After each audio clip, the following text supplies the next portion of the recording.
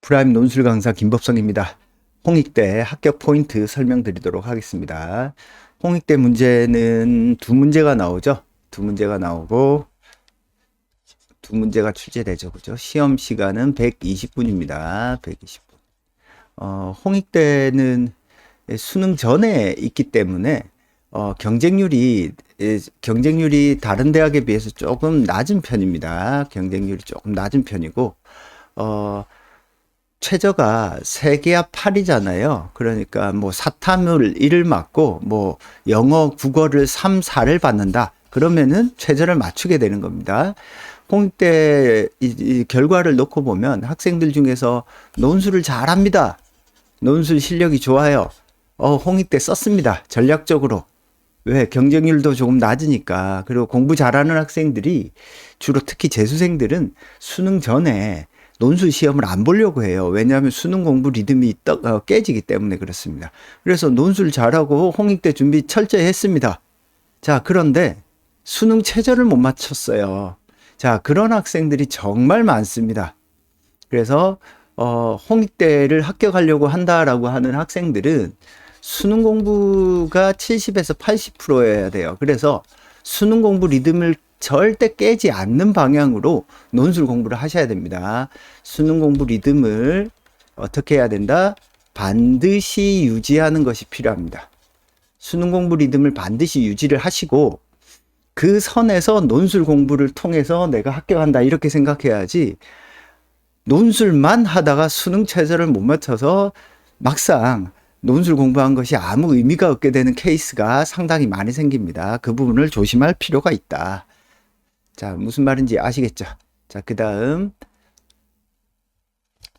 자, 논술 유의사항입니다. 두 문제가 나오고 800에서 100자 정도, 플러스 마이너스 100자.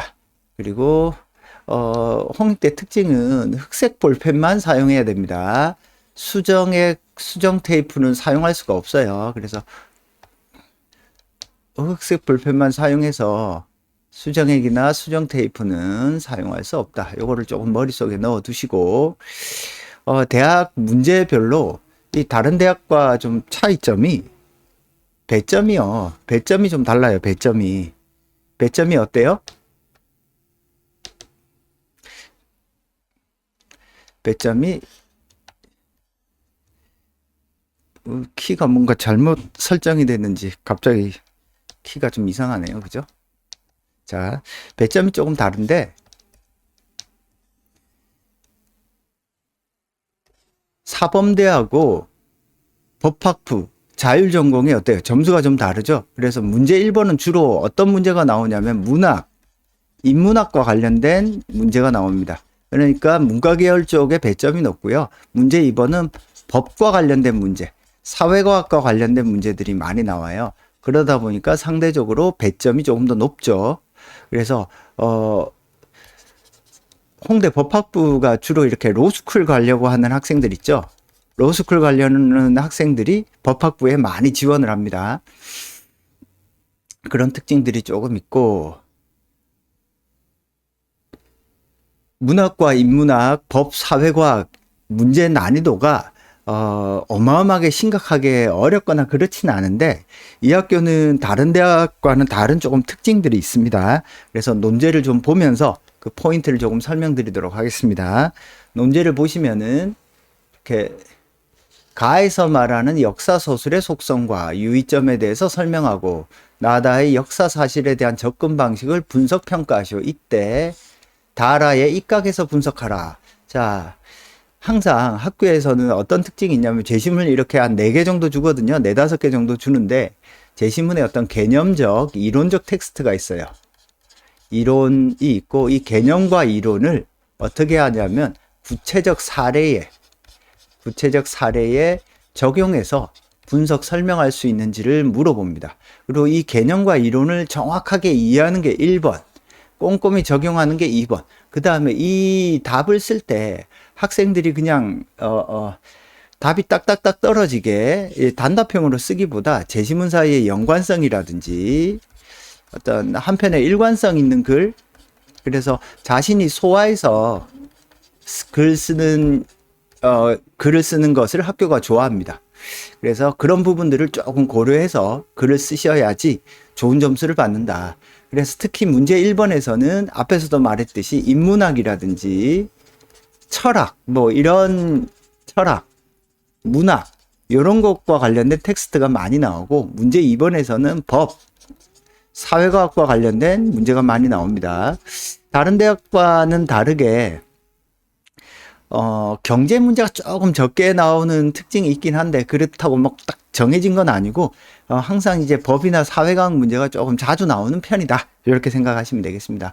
2번도 마찬가지로 마에 나타난 개인의 경제활동을 위한 국가 역할을 설명하라. 여기에 뭐가 들어있을까요? 개인의 경제활동을 제한하는 국가의 다양한 역할과 관련해서 어떤 개념과 이론이 들어있겠죠. 그죠? 그죠? 우리나라 헌법에서는 어때요? 경제의 자유를 증진시키면서 어때? 약자에 대한 어떤 경제민주화에 대한 구절도 함께 들어있잖아요. 그러니까 개인의 경제활동에 대해서 국가는 개입을 한단 말이에요. 요것을 근거로 바사의 내용을 분석하셔. 어때요? 경제, 사회과학, 법과 관련된 이런 개념들의 문제입니다. 그래서 기본적으로 앞에서 말한 것처럼 이런 개념과 이론 이런 것들을 잘 숙지를 하시고 구체적 사례를 쓰시고 그 다음에 연관성과 일관성 있는 글을 쓰는 것, 이것이 학교에서 요구하는 어떤 좋은 글의 어떤 방법이다 라고 이해를 하시면 될 것 같습니다. 오케이. 자, 그 다음 홍익대 그래서 합격 포인트 설명 드리도록 하겠습니다. 주제의 핵심 쟁점, 핵심 주제를 중심으로 모든 문장이 서술돼야 돼요.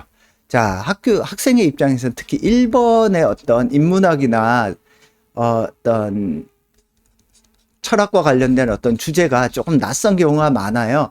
그래서 그 주제가 어떤 쟁점을 담고 있는지 이걸 파악해서 내가 쓰는 모든 문장이 무엇과 연결돼요?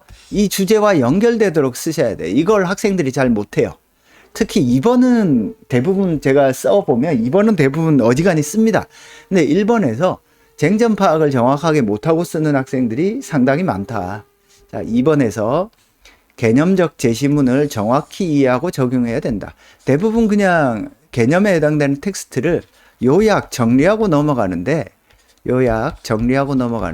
내가 그 개념을 정확히 이해하고 있다는 티를 내야 돼요.